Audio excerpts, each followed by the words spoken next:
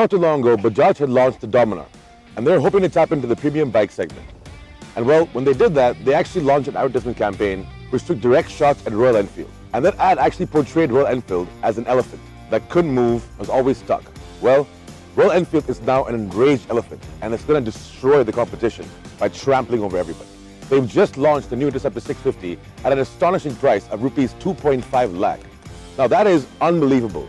It is something we didn't expect at all. Most of us assumed it would be around 3.5 to 4 lakh. Well, it's mind-blowing what they've done. So we're here in Goa, and we're going to ride the Interceptor 650 and see how good this bike is.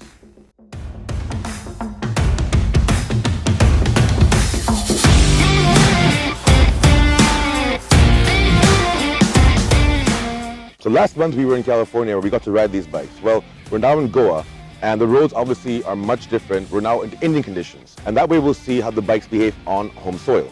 Well, let's just start off by saying the Interceptor 650 is actually a really good bike. Starting off with the design, once again, everyone knows it looks beautiful. The modern classic design is nice, it's very compact. Anyone can get on it and anyone can ride it. It's beautiful. It's got nice color options as well, and you can customize it however you want. So let's just start off by talking about the engine, the brand new 650cc engine, and it is a masterpiece. It is unlike anything we've ever seen from Royal Enfield before, and I have to say that this motorcycle is probably the best bike that Royal Enfield has ever built in its entire history. The engine is super smooth, very well refined, and it's got just enough power for you to have as much fun as you want to have with it. The throttle response is great. It's not blazing fast, but it is quick for sure. The bike also handles pretty well.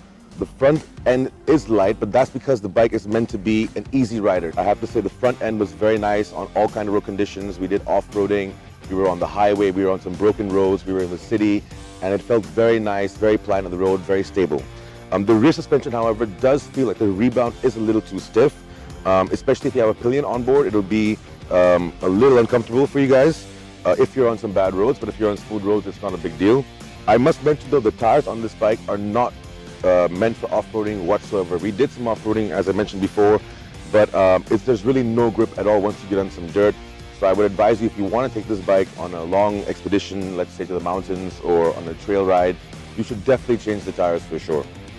This bike is pretty basic. It's just got a beautiful engine and it rides very well. There are no electronics, there's no features, and that's exactly what it's meant to be. It's meant to be a bike that is affordable, accessible, fun to ride, and reliable at the same time. Now, a lot of people will ask you, like an Enfield, if you own one, they're like, oh, the quality, there are some quality issues, there are some servicing problems, there's problems with parts, but so far, what we've been told is these bikes have been tested thoroughly, and they've been ridden for thousands and thousands and thousands of kilometers, and they've come back to the service centers, and the engine has been opened up and looked at, and it still looks brand new inside.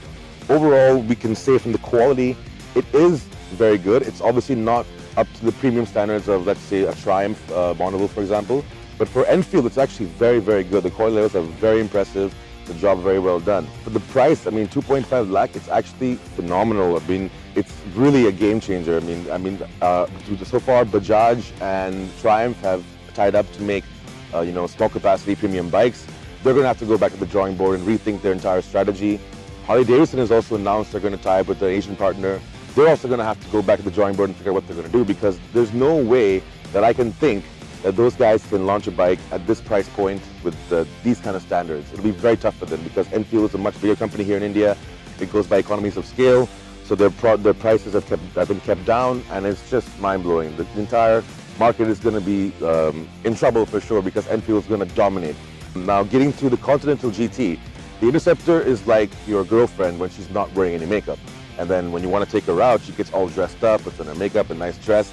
That's the cafe racer, that's the Continental GT. Now the Interceptor 650 is a much more laid-back riding position. You can go on nice long-distance touring on it, and you can also use it every single day.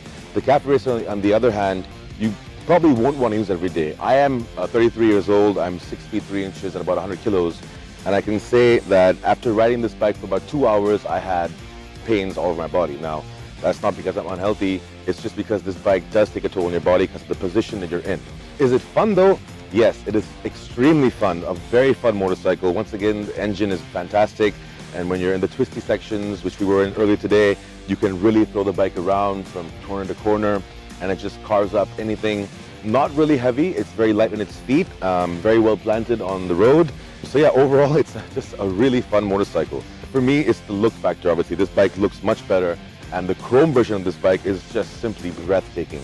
So yeah, guys, the Royal Enfield Interceptor 650 and Continental GT 650 are great motorcycles. For that price point, you really can't ask for anything else. There are a few things that I do think could have been added on.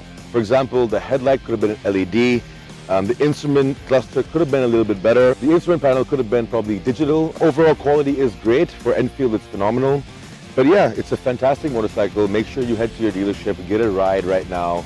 Go out, check it out. It's going to be very fun, I can guarantee you that. Make sure to like and subscribe to this video, and if you have any comments or suggestions, please put them in the comment section below.